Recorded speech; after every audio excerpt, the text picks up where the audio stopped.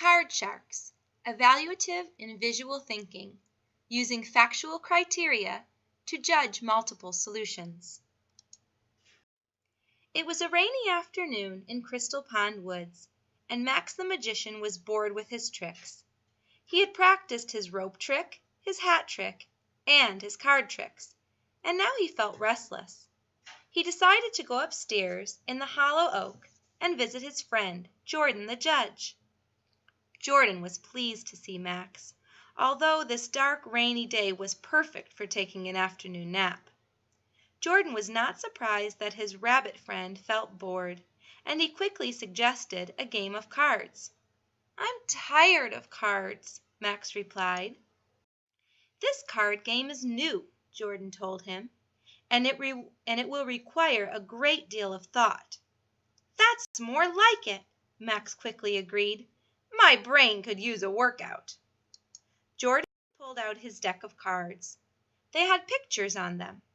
He laid 3 cards on the table so Max could see the pictures. Then he laid 5 more cards on the table in a row below the first group. "Which one of these cards do you think best goes with the first group?" asked Jordan. Max looked puzzled. The top row of cards showed pictures of Dudley the detective, Max, and Isabel the inventor.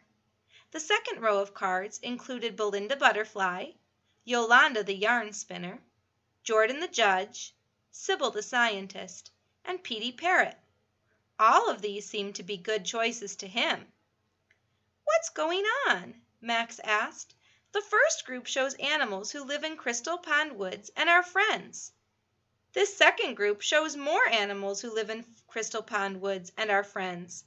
How can I choose the one best card?" Jordan smiled. "You're right, Max. They all do seem like good choices. But remember, I asked for the best choice. They are all animals. They do all live in Crystal Pond Woods. They are all friends. But that does not help us discriminate among the answer choices. So let's think of other criteria to use. What else do the first pictures have in common that some of the answer choices do not have?" "I'm stumped," said Max. "They all look equally good to me." "Not really," replied Jordan. "You, Dudley, and Isabel are all mammals. You wear those fuzzy fur coats. I do not. Yolanda does not. In fact, only one of the possible answer cards is a mammal." "Sybil!" shouted Max. "Exactly," agreed Jordan. "Her card is the best solution from the selections you have. You should choose her card to complete the set."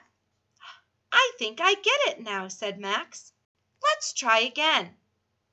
Jordan dealt out a new set of cards. This set included a frog, a penguin, and a walrus. The answer cards included a choice of a kitten, a squirrel, a cow, an owl like Jordan, and a turtle. Max began to think out loud. "Let's see.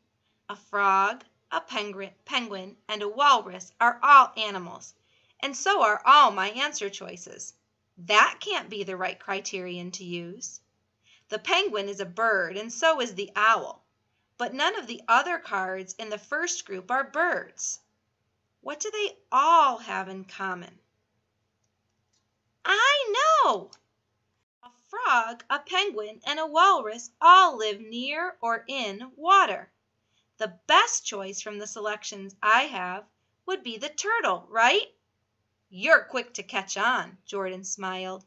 "You figured it out right away." Jordan dealt again. "Okay, here goes," said Jordan. He laid out the 3 set cards. They included a TV set, a bed, and a round table. The answer choices included a chick, a bee, a worm, a fish, and a Great Dane. "Just when I think I'm getting it," said Max. "You throw one at me that makes no sense at all. How can these animals make a set with those pieces of furniture? That's impossible." Jordan sighed. You just need to think of more criteria, Max. Maybe it is not the fact that they are animals and furniture that matters. Think again.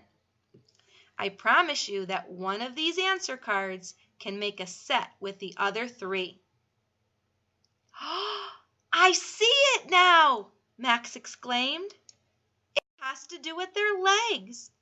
All the furniture pieces have 4 legs, and so does the Great Dane.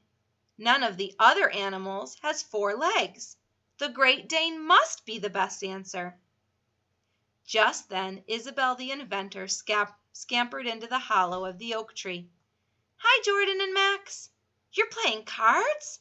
May I play too? Sure, Isabel, replied Jordan, and he dealt out the next hand. Well, began Max cautiously, since each card has a diamond and a circle on it, we need to think of more criteria. We might want to consider that one shape is dark and the other shape is light in each set card. If we use that for a criterion, then card 2 doesn't work. In addition, in our set, each circle and diamond are overlapping. Using that for a criterion eliminates cards 4 and 5. Max was getting excited. And look at how the shapes in the set cards are centered in the middle. It's card 3, right? Using those criteria, then card 3 certainly works, approved Jordan. What do you think, Isabel? Isabel was still quietly studying the cards. You know how I always like to look at things a bit differently? Well, look at how all the diamonds in the set cards are taller than they are wide. But that's not true of the diamond in card 3. If I use that for one of my criteria, instead of the one about light and dark shapes, then my best choice is card 2. That works too, doesn't it, Jordan? Indeed it does, Isabel, replied Jordan. What's so important to remember here is that the best choice will always depend upon what criteria you choose to use. Changing the criteria will often change your answer. I like this game, exclaimed Max. It's definitely different. Let's play a few more hands. Independent practice. Now it's your turn. Use your evaluative and visual thinking skills and the quintessential sets 1 and 2 cards to choose the card that best fits each set. Remember to write what criteria you used.